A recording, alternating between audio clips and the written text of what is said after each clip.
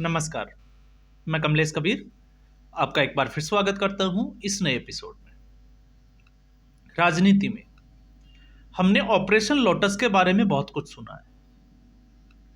जब भी कोई विपक्षी पार्टी की सरकार मुसीबत में आती है तो फिर आपने देखा होगा मीडिया चैनल हो, सोशल मीडिया हो, हर तरफ जो है वो ऑपरेशन लोटस की ही चर्चा हो रही होती है।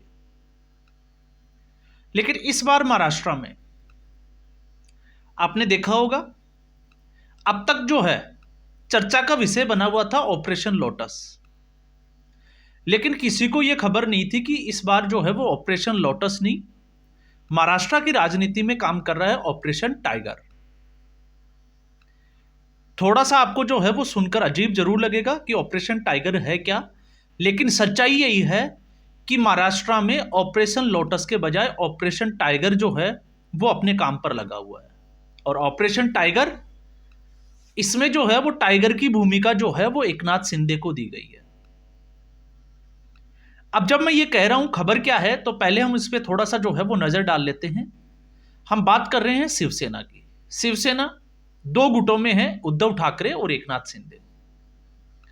उद्धव ठाकरे की समस्याएं दिन प्रतिदिन जो है वो बढ़ती ही जा रही है। पहले जिस तरीके से गठबंधन टूटना, सरकार चले जाना और फिर उसके बाद पार्टी टूट जाना, तो वो सारी खबरें, उनका जिक्र हम नहीं करेंगे, क्योंकि उनका जिक्र करेंगे तो फिर जो है वो वीडियो थोड़ा लंबा हो जाएगा। तो ऐसी स्थिति में उससे बचते हुए आज की स्थिति में अगर हम बात करें तो पिछले 10-15 दिनों से जो शिवसेना के साथ हो रहा है उससे आपको जो है वो अंदाजा लगेगा कि शिवसेना जो है वो इस वक्त हाशिए पर आ गई है। पहला कारण, जिस तरीके से शिवसेना के नेता संजय गुप्ता, उन्होंने एक पूरा मोर्चा खोल रखा है शिवसेना उद्धव ठाकरे के खिलाफ, जिसमें आपको पता होगा प्रियंका चतुर्वेदी को लेकर उन्होंने कुछ बातें बोली, और वो बातें वही बोली जो पहले से ही पब्लिक डोमेन में थी। मैंने भी एक वीडियो में जो है वो इसका जिक्र किया था। और अब जो है वो आदित्य ठाकरे जब ये कहते हैं कि संजय गुप्ता उनके नेता नहीं है, तो आपको यह भी पता होना चाहिए कि संजय गुप्ता शिवसेना की तरफ से 2019 के बाद आज अब तक जो है वो कितने टीवी डिबेट शो में भाग ले चुके हैं। और अगर संजय गुप्ता शिवसेना के नेता नहीं है तो क्यों शिवसेना ने उन्होंने एमएलए और एमपी का टिकट दिया था? तो इससे आपको पता लगेगा कि झूठ कौन बोल रहा है। तो इससे साफ तौर से एक बात जरूर है कि अभी एक खबर आई थी कि संजय राउत के साथ जो है वो गड़बड़ी हुई है। हालांकि हम खबरों में नहीं जाते कि उनके साथ मारपिटाई हुई या नहीं हुई, लेकिन इतना तय है कि अगर ऐसी खबर आई है तो कुछ मनमुटाव की खबरें जरूर थी। और ऐसी स्थिति में अब बताया जा रहा है कि उद्धव ठाकरे जो है वो दो गुटों में बटा हुआ है। एक जो बाला साहब के समय से जो है वो पार्टी से जुड़े हुए नेता, सीनियर नेता, और दूसरे इस वक्त पूरी पार्टी की जो कमान है वो है आदित्य ठाकरे के हाथ में। तो आदित्य ठाकरे जैसा कहते हैं और जैसा वो करने की कोशिश करते हैं, शिवसेना में अभी वही चल रहा है। अब ऐसी स्थिति में एकनाथ शिंदे ने जो है वो ऑपरेशन टाइगर और चला दिया है, क्योंकि अब स्थानीय निकायों के चुनाव होने वाले हैं और साथ में नगर निगम के भी चुनाव होने वाले हैं, बीएमसी। और बीएमसी जो कि अब उद्धव गुट के लिए प्रतिष्ठा का जो है वो सवाल बन गई है, क्योंकि पिछले 25-30 साल से उद्धव गुट की, या हम कहें कि शिवसेना का जो है वो बीएमसी में कब्जा रहा है, और लगभग छोटे मोटे बहुत से राज्यों के बजट से ज्यादा जो बजट है वो बीएमसी का है। तो इससे आपको समझ में आएगा। और उससे भी बड़ी बात यह है कि जिस तरीके से शिवसेना टूटी और उसके बाद में विधानसभा चुनाव में जो हश्र हुआ, उसके बाद से शिवसेना के लिए सिर्फ और सिर्फ यही एक चुनाव बचता है जो तय करेगा कि शिवसेना जो है वो बचेगी, या जो बची हुई शिवसेना है उद्धव ठाकरे के पास में वो भी खत्म हो जाएगी। तो इस बीच खबर यह आई, ऑपरेशन टाइगर के तहत जिस सीट की हम बात कर रहे हैं, वर्सोवा सीट उद्धव गुट की, या हम कहें कि शिवसेना का गढ़ कहा जाता है। और इस गढ़ से शिवसेना ठाकरे, जो उद्धव गुट ठाकरे हैं, उसकी उपनेता, विधानसभा में महिला संगठक और साथ में पूर्व महिला पार्षद राजुल पटेल, उसने उद्धव गुट शिवसेना को छोड़कर एकनाथ शिंदे के साथ चली गई है। और इससे भी बड़ी, क्योंकि क्यों छोड़ा उसकी वजह भी मैं आपको बता देता हूं।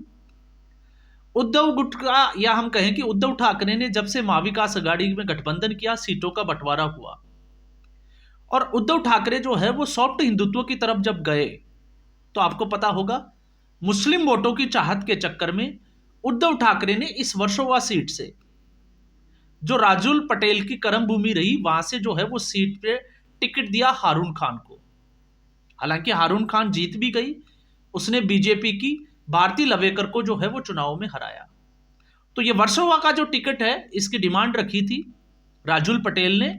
उद्धव ठाकरे ने जब ये टिकट नहीं दिया, तो अब राजुल पटेल ने फैसला किया है, और फैसला यह है कि उसने उद्धव गुट को छोड़कर एकनाथ शिंदे का हाथ थाम लिया है। वो एकनाथ शिंदे की जो शिवसेना है उसमें चली गई है।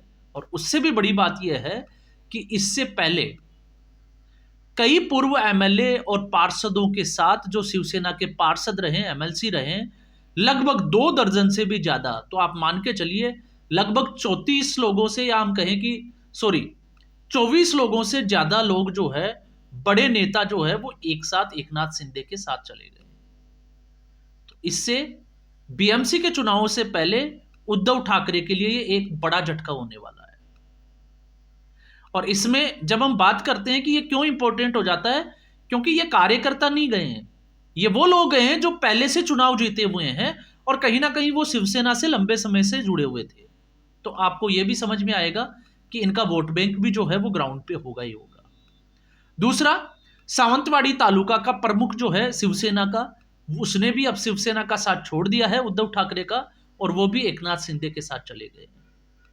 और उससे बड़ी खबर यह है कि आने वाले समय में बहुत जल्दी जो है वो आपको पता चलेगा कि एक पूर्व विधायक है राजन सालवी, वो भी शिवसेना छोड़ने की पूरी तैयारी कर चुके हैं।